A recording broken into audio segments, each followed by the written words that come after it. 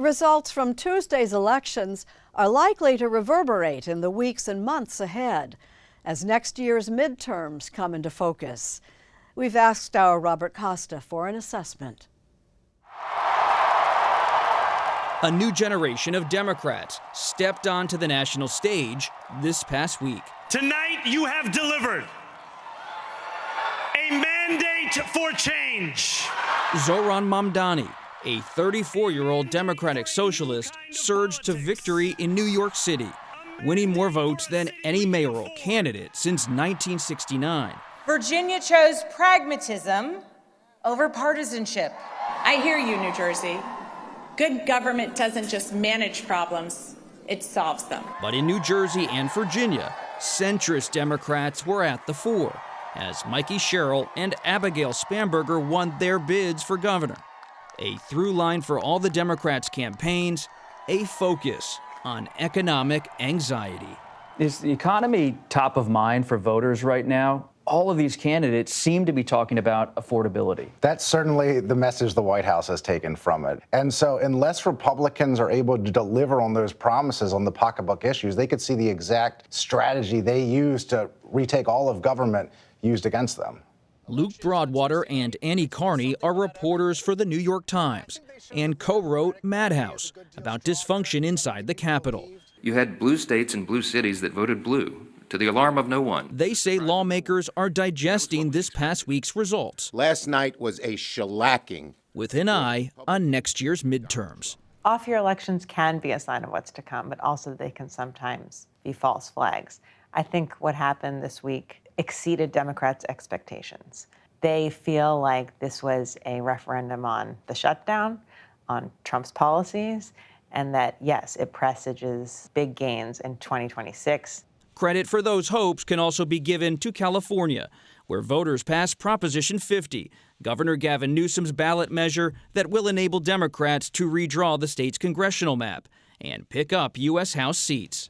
What you're seeing in California is the Democrats trying to do exactly what the Republicans are trying to do in Texas, which is you're trying to rearrange the game so that your party can get more seats.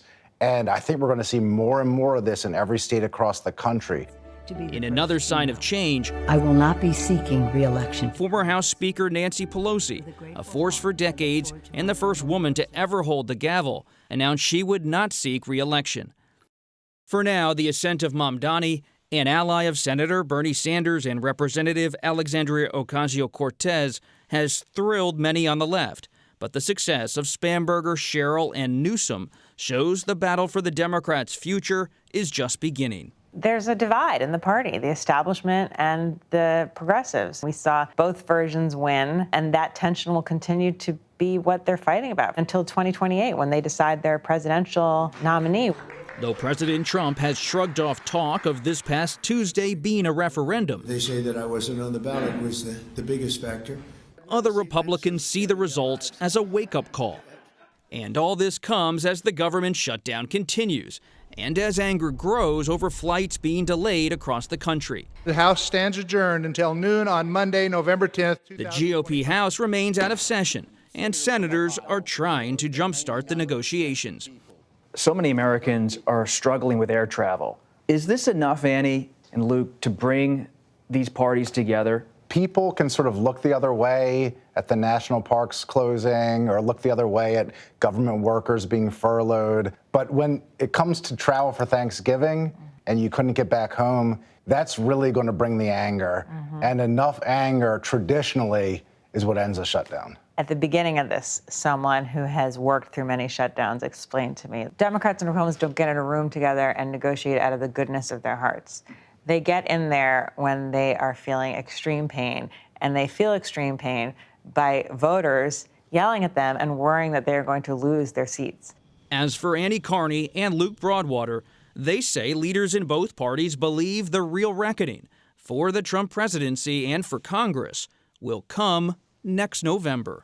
If Democrats win, that means they have subpoena power in the U.S. House and can try to hold President Trump to account.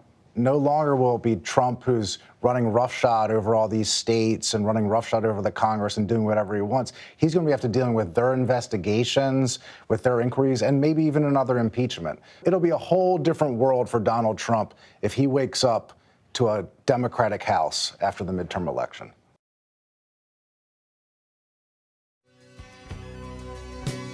The captain wired in, he had water coming in, and the good ship and crew was in peril.